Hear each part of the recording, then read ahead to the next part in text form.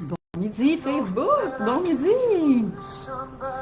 Hey, me voilà pour un 7e live consécutif pour te parler des défis relationnels au sein de la relation de couple.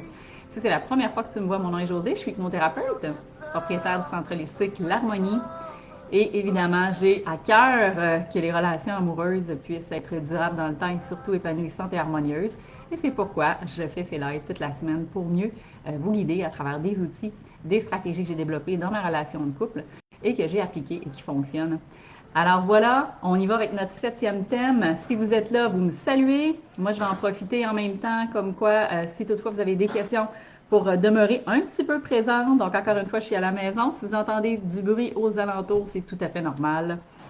Alors, aujourd'hui, avez-vous deviné quel est ce 7e thème?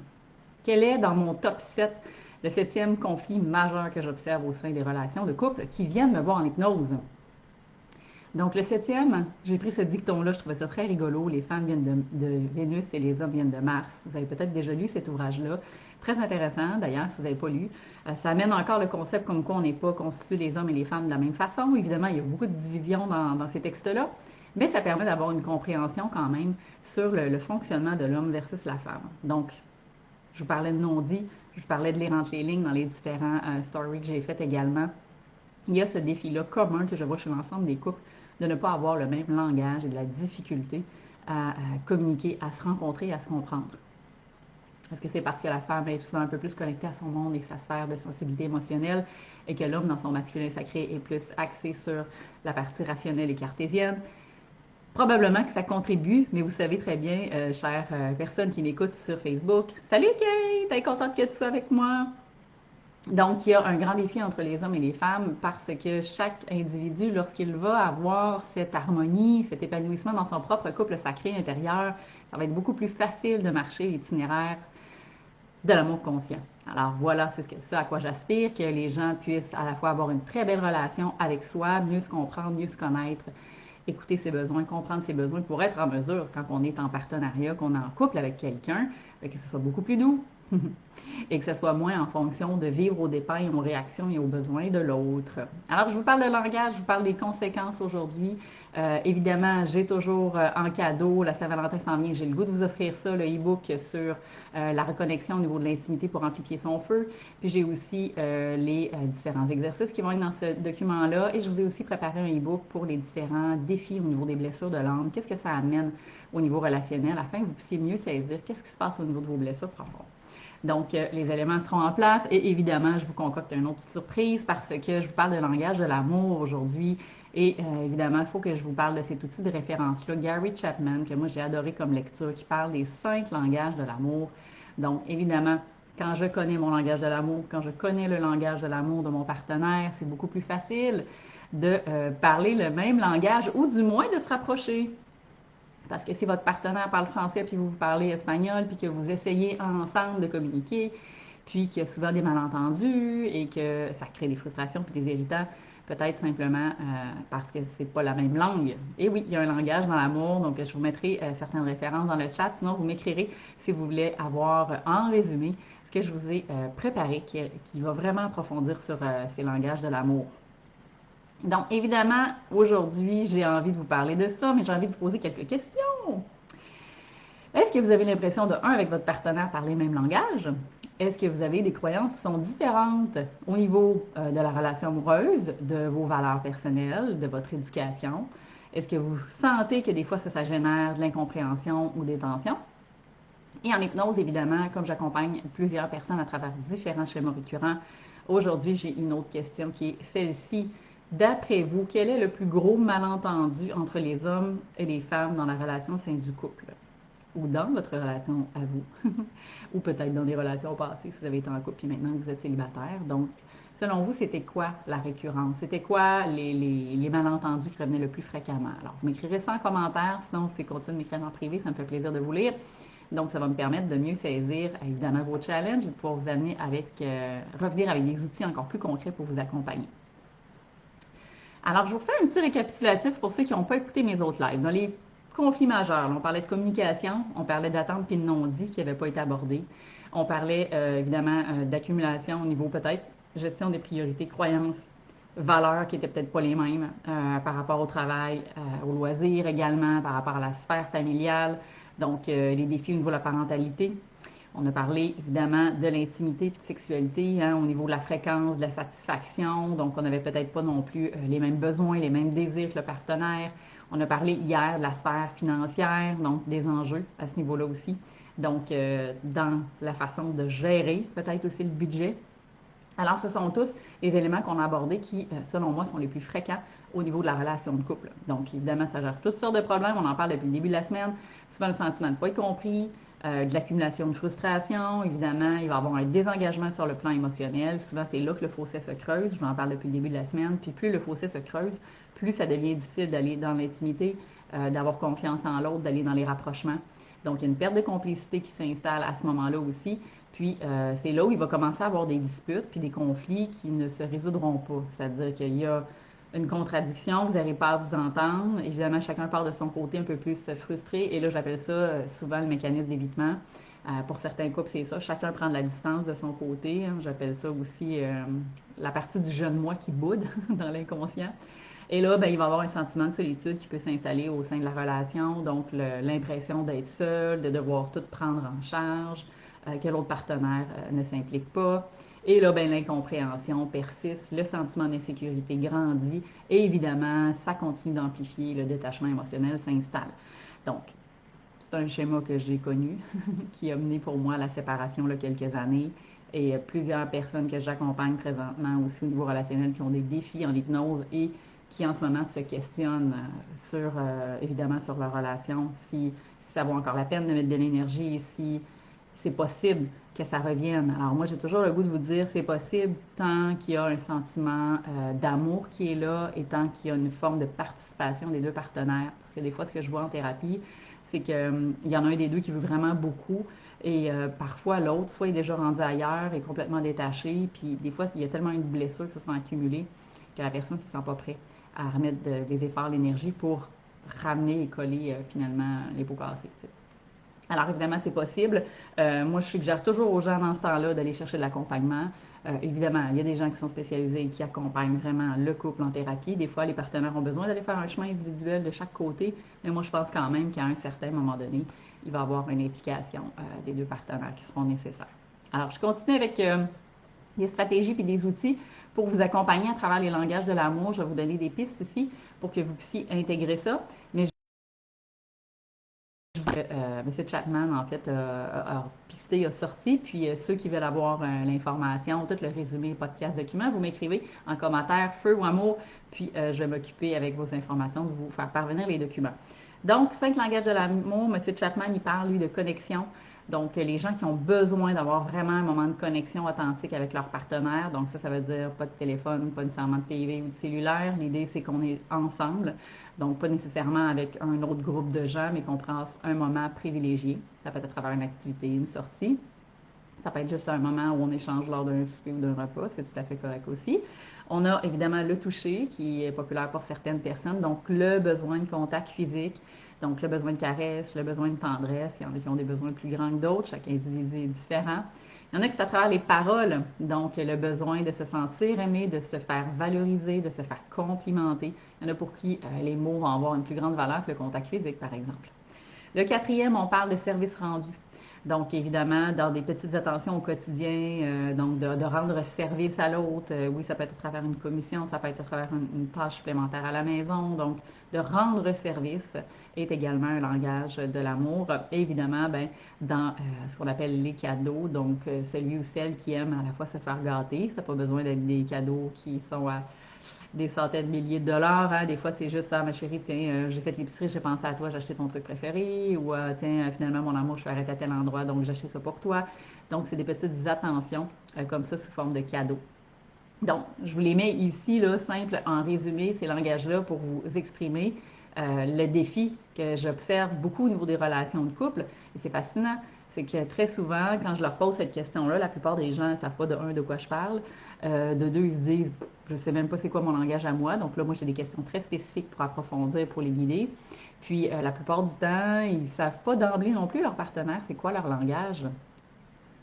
Exemple, si moi, mon langage de l'amour, c'est à travers les mots, puis que, par exemple, mon partenaire, c'est vraiment pas quelqu'un qui parle beaucoup, ou quelqu'un qui a de la difficulté à complimenter ou à dire les choses, parce qu'il est un petit peu plus gêné, renfermé, puis qu'il pense pas nommer les choses. Ça se peut que pendant très longtemps, si c'est mon langage de l'amour numéro un, puis que moi, je suis pas capable de remplir mon puits d'amour par moi-même, ben que je sois dans l'attente toujours que mon partenaire s'arrive de cette façon-là. Mais peut-être que je vois pas que mon partenaire, lui, il est toujours en train de me rendre service sur plein d'aspects au quotidien. Parce que lui, c'est son principal langage de l'amour. Donc, pour vous donner une piste, le langage de l'amour, c'est souvent celui dont vous parlez. Parce que quand vous voulez vous ajuster d'une certaine façon avec votre partenaire, il y a une partie de votre inconscient qui est en train de vous dire, regarde, c'est facile, regarde-moi comment que je t'aime. Je t'aime de cette façon-là. Donc, il y a une partie de moi qui s'attendrait à se faire aimer de la même façon. Vous voyez? Donc, c'est là que ça commence à devenir intéressant parce que quand on identifie au moins nos trois plus grands langages de l'amour, c'est peut-être les cinq aussi, mais chose certaine, il y en a souvent deux, trois qui sont plus marqués. Puis quand c'est moins dans nos habitudes, ben c'est sûr que pour aller rejoindre l'autre, il va avoir à développer ce nouveau langage-là. Et c'est là que c'est fascinant. Parce que si je le sais maintenant, c'est quoi le langage de mon partenaire? Puis si par exemple, je le sais que mon partenaire, lui, il aime vraiment, vraiment beaucoup les câlins, puis les caresses, puis les massages, puis moi, je suis quelqu'un dans le vie qui est pas trop contact, qui est pas trop touché, tout ça, évidemment, je vais avoir un petit pas à faire de plus dans cette direction pour pouvoir remplir un peu à ma façon, hein, toujours dans l'entité du couple, cette énergie-là d'amour. Rappelez-vous, il y a le je, il y a le tu qui crée le nous.